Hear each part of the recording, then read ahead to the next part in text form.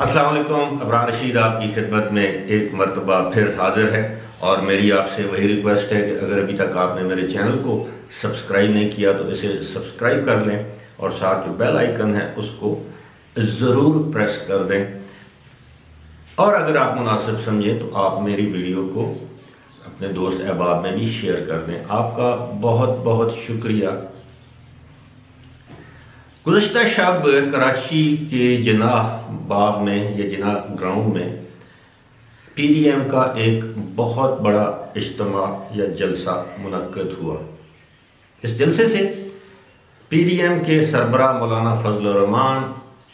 Pakistan Peoples party کے chairman Bilawal Bhutto Zardari, Pakistan مسلم league نواز کی نائب صدر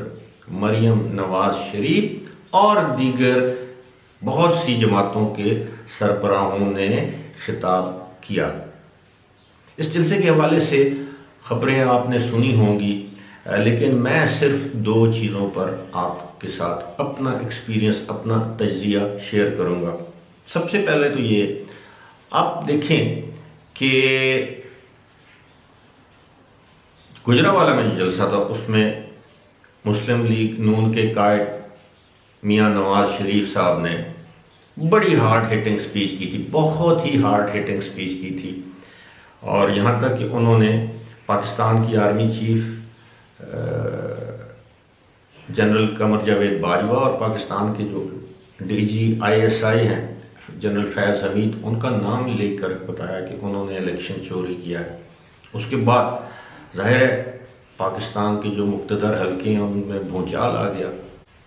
اور اس کے بعد وزیر اعظم عمران خان نے اپنے ریئیکشن میں اس ایسے غصے کا اظہار کیا جس میں انہوں نے عجیب و غریب حرکات اور سکنات کی عبارت۔ ایک تو یہ تھا کہ اس جلسے سے میاں نواز شریف صاحب نے خطاب نہیں کیا، یہ موضوع بحث ہے، اور دوسری بات یہ ہے کہ مولانا فضل الرحمان کا خطاب بڑا معنی خیز تھا۔ سب سے پہلے میں آپ کو مختصراً بتاتا ہوں کہ میاں نواز شریف نے جان بوجھ کر خطاب نہیں کیا، لیکن اس حوالے سے پیپلز پارٹی کے ایک رہنما اعتزاز احسن، جو کہ آج کل پارٹی کے معاملات سے کافی دور دکھائی دیتے ہیں، انہوں نے یہ دعویٰ کیا ہے کہ میاں نواز شریف نے کراچی کے جلسے میں تقریر اس لیے نہیں کی کہ ان کو جی ایچ کیو کے ایک بریگیڈیئر نے فون کیا، یعنی میاں نواز شریف کو فون کر کے کوئی تنبیہ کی، جس کے بعد انہوں نے تقریر نہ کرنے کا فیصلہ کر لیا ہے۔ مجھے نہیں معلوم کہ جی ایچ کیو میں اعتزاز احسن کے کون سے ذرائع ہیں، یا وہ بریگیڈیئر ان کے عزیز ہیں، یا دوسری بات یہ ہے کہ ان کو الہام ہوا ہے اعتزاز احسن کو۔ اگر ایسی بات ہوتی تو ان کی صاحبزادی جو ہیں وہ بھی گھن گرج کے ساتھ وہاں پر تقریر نہ کرتی۔ جو کچھ میاں نواز شریف نے کہنا تھا انہوں نے کہہ دیا، اب انتظار کیا جا سکتا ہے ان کی کسی اگلی دھواں تقریر کا، اور موقع اور وقت کا انتخاب میاں نواز شریف خود کریں گے۔ ظاہر ہے پاکستان کے کسی ٹیلی ویژن چینل پر ان کی تقریر تو دکھائی جا نہیں سکتی، لیکن آج کل سوشل میڈیا، وہ ٹویٹر پر اپنے بات کر سکتے ہیں، وہ یوٹیوب پر، وہ فیس بک پر، اور اس دن بھی پورے پاکستان ہی نہیں دنیا کے مختلف مقامات پر لوگوں نے جو میاں نواز شریف کی تقریر سنی وہ زیادہ تر لوگوں نے سوشل میڈیا پر سنی، کیونکہ پاکستان کا تو کوئی چینل ان کی تقریر نہیں دکھا رہا تھا۔ اسی طرح جب مختلف رہنما جب اسٹیبلشمنٹ کا ذکر کرتے ہیں تو پاکستان کے تمام ٹیلی ویژن چینل کو ہدایت ہے کہ وہ ان کے اس فکروں کو میوٹ کر دیں، یعنی خاموش کر دیں، آواز ختم کر دیں، اور یہی وجہ ہے کہ اب لوگ پاکستانی ٹیلی ویژن چینل پر انحصار نہیں کرتے، ان پارٹیز کی لائیو سٹریمنگ آ رہی ہوتی ہے فیس بک پر اور یوٹیوب پر، لوگ وہ دیکھتے ہیں ان انٹرپٹڈ۔ بہرحال اس حوالے سے تو وقت بتائے گا کہ میاں نواز شریف کو کس نے منع کیا، انہوں نے از خود سپیچ نہیں کی، لیکن جو سب سے اہم بات تھی گزشتہ شب کی تقریر میں وہ مولانا فضل الرحمان کا بڑا معنی خیز خطاب تھا۔ اب لوگوں نے تو وہ خطاب سن لیا، وہ تقریباً آدھے گھنٹے 35 منٹ کا خطاب تھا، لیکن جو اس میں خاص چیز جو مجھے خاص چیز لگی وہ یہ تھی، ایک موقع پر انہوں نے کہا کہ جنرل باجوہ صاحب آپ ہمارے محترم ہیں، ہم آپ کا احترام کرتے ہیں۔ بڑے عرصے کے بعد مولانا فضل الرحمان نے اس طرح کے الفاظ ادا کیے جنرل قمر جاوید باجوہ کے۔ گزشتہ سال اکتوبر نومبر میں ان کے بارے میں ان کے خیالات کچھ اور تھے، اور ابھی حال ہی میں انہوں نے جس طرح کی تقاریر کی ہیں وہ آپ سب کے علم میں ہیں۔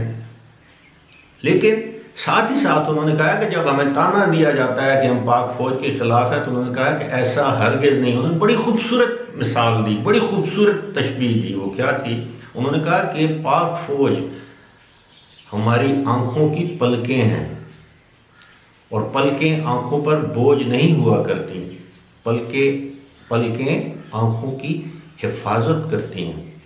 ساتھ ہی مولانا بڑے زیرک سیاستدان ہیں، بہت ہی زیرک سیاستدان ہیں، جنہیں معلوم ہے انہوں نے کون سا کارڈ، کون سا پتہ کس وقت کھیلنا ہے۔ مولانا فضل الرحمان نے جب یہ کہا کہ پلکیں آنکھوں پر بوجھ نہیں ہوا کرتی، پلکیں آنکھوں کی حفاظت کرتی ہیں، لیکن کسی بھی وجہ سے ان پلکوں کا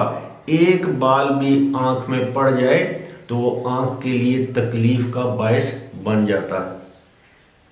ساتھ ہی انہوں نے کہا کہ جب وہ بال آنکھ میں پڑ جائے تو آنکھ سے آنسو رواں ہونے شروع ہو جاتے ہیں۔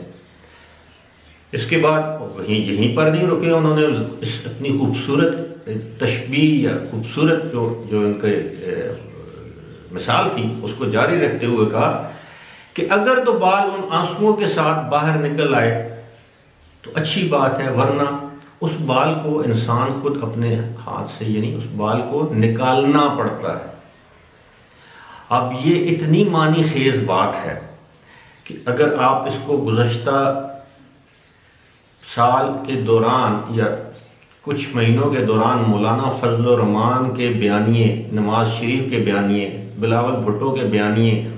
اور دیگر سیاسی جماعتوں کے جو قائدین ہیں ان کے بیانیے سے ملائیں تو بات آپ کے کھل کے سمجھ آ جاتی ہے کہ وہ اس فوج کے ادارے کا نام لے کر، پلکوں کا، آنکھوں کی مثال لے کر، تشبیہ دے کر انہوں نے یہ جو بات کی ہے، یہ پیغام انہوں نے کس کو دیا ہے؟ ظاہر ہے فوج کے ادارے کو، کہ فوج ہماری آنکھوں کی پلکیں، آنکھوں کی حفاظت، ایک بال آنکھ میں گر جائے آنکھوں کی تکلیف بڑھنا۔ اور ایک مرتبہ پھر مولانا فضل الرحمان نے اس بات کا اعادہ کیا کہ ہم اب پاکستان کے غریب عوام کو محکوم شہریوں کے طور پر رہنے کی اجازت نہیں دیں گے، اب ہم ان کو آزاد کروائیں گے۔ ہم محکوم طور پر نہیں رہ سکتے، ہم اپنی تقدیر کا فیصلہ کرنے کے لیے چند افراد کو اختیار نہیں دے سکتے۔ وقت آ گیا ہے کہ جن لوگوں نے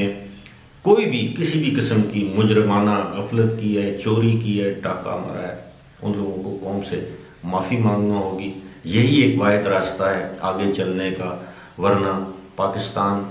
میں جب تک عوام کی حکمرانی کا حق تسلیم نہیں کیا جائے گا ان کی جد و جہد جاری رہے گی۔ فی الحال مجھے دیجیے اجازت، خدا حافظ۔